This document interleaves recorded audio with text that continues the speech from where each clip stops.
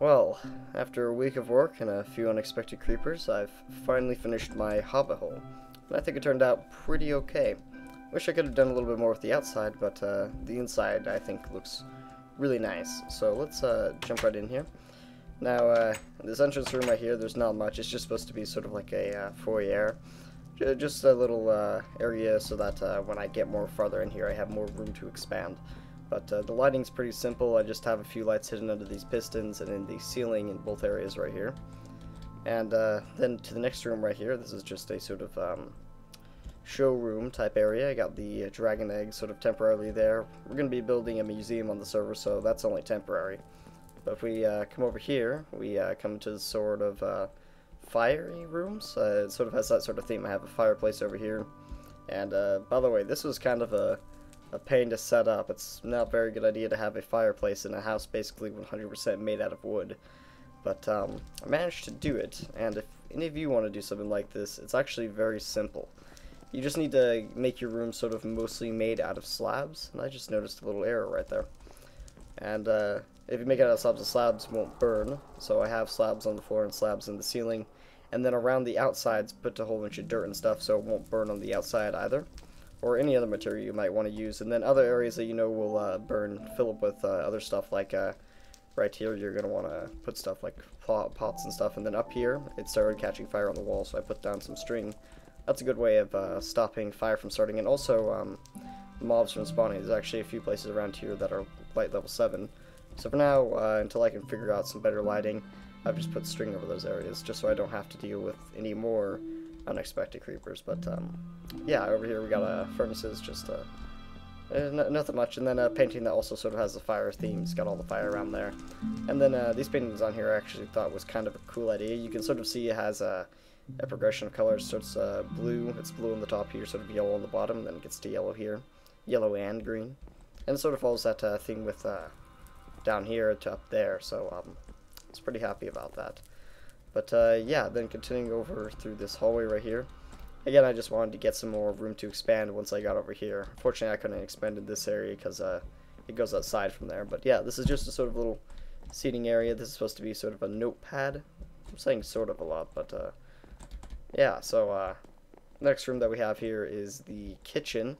And actually, let's go over the lighting. I do have lighting behind these paintings right here just to keep this area lit.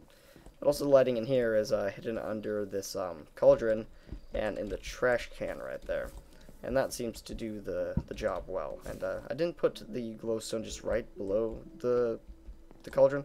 I don't like how that looks, so I put a piston there first just so that it gets a good wood look and that the light will go through the piston.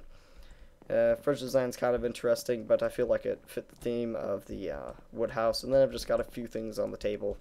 Cutting board and flippy floppy, and also that area right there's a light level 7, so gotta be careful.